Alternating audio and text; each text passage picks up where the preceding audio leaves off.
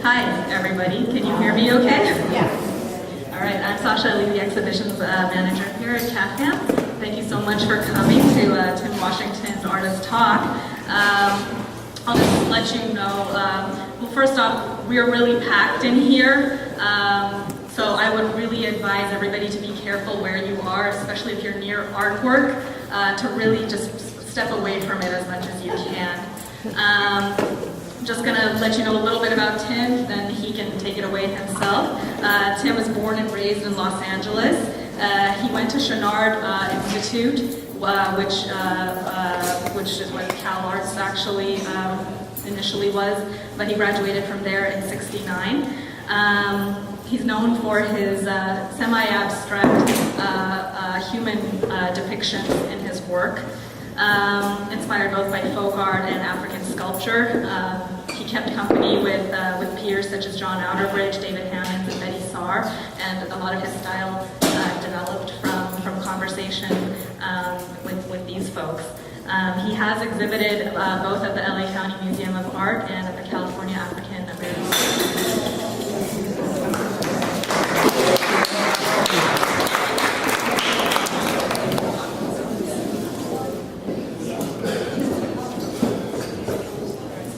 Hi, everybody. Can you hear me okay? Yeah.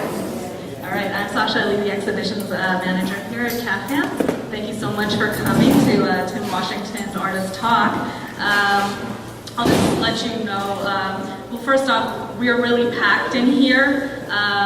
So I would really advise everybody to be careful where you are, especially if you're near artwork, to really just step away from it as much as you can. Just gonna let you know a little bit about Tim, then he can take it away himself. Tim was born and raised in Los Angeles. He went to Chouinard Institute, which is what Cal Arts actually initially was, but he graduated from there in '69. He's known for his semi-abstract human depictions in his work, inspired both by folk art and African sculpture. He kept company with peers such as John Outerbridge, David Hammons, and Betty Saar, and a lot of his style developed from conversation with these folks. He has exhibited both at the LA County Museum of Art and at the California African American Museum in Los Angeles as well. And Tim, I will just hand it over to you at this point.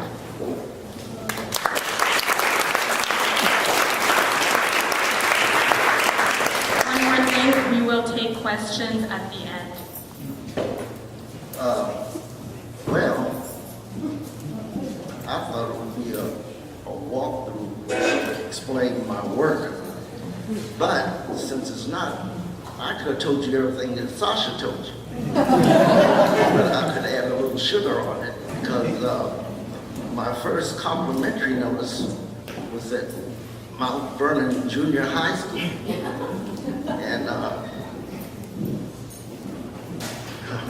my mom says, you should follow the arts because you're definitely not a mathematician.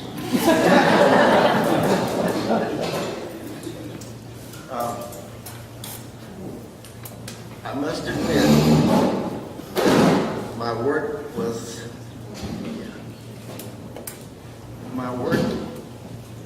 influenced by, first of all, by God. Second, my grandparents.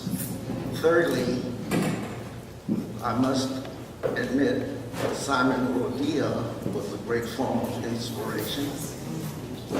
Michelangelo, Leonardo da Vinci, and some contemporary artists. I was a little bit influenced by Francis Bacon. Of course, John Outerbridge, Clemens, Ian White, who is Charles White's son. What can I tell you though?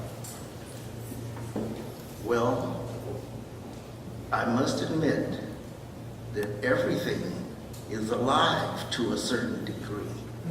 Therefore, as old as I've become, the more spiritually, the more these objects call me. And somehow I can go right straight to them and use them as I see fit. Maybe you should give me some more topics to talk about. Let me ask you, let's start at the beginning.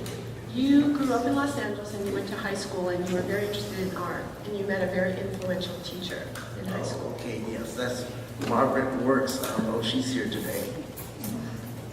But first of all, I had one Saturday morning class to Belmont.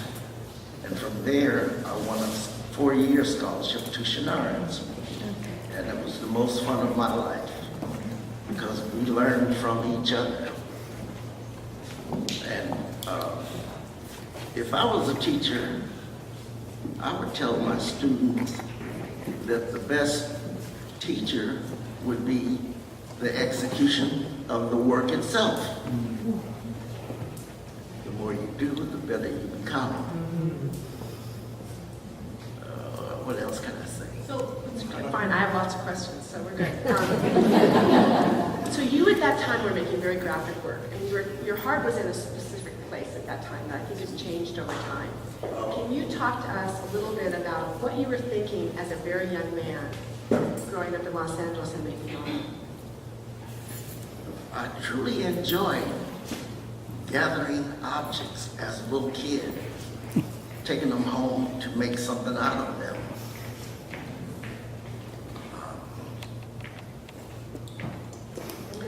Let me speak on, I was doing a lot of graphic statements on aluminum because the first assignment was to make something which we considered personal.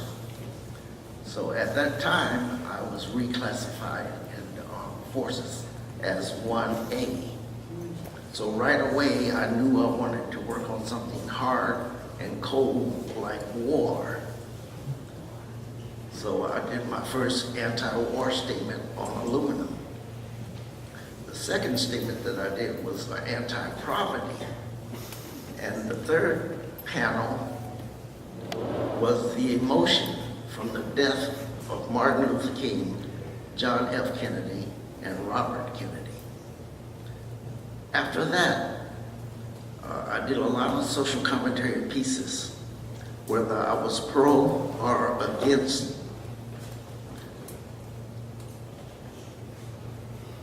Then the challenge became to create something warm from a cold, hard material.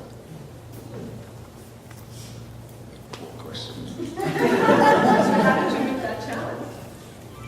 By incorporating warm materials, like in my collages, I use a lot of leather and wood and objects that felt warm to me. There seems to be, sometimes when I walk through this show, it almost feels like there are two different shows. One are the really graphic works, and then you left those behind at some point, and it's really got heavily into the assemblage. Did anything change that made you sort of leave the graphic behind and really get into making these large figures? Yes. I was labeled a black graphic artist. Right away, I decided I'm not going to do any more graphics. And I truly enjoy the freedom in the assemblage pieces, which I do now.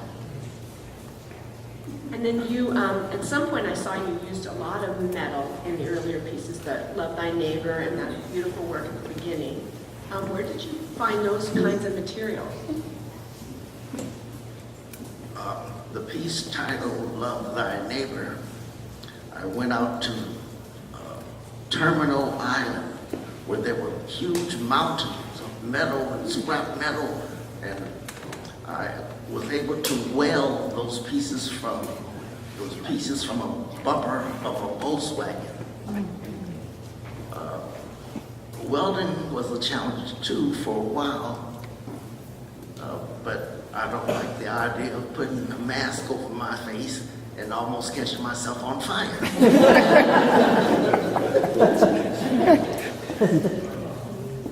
So then you started moving into a whole nother kind of work, and it's a lot of the work that's on the rest of the museum.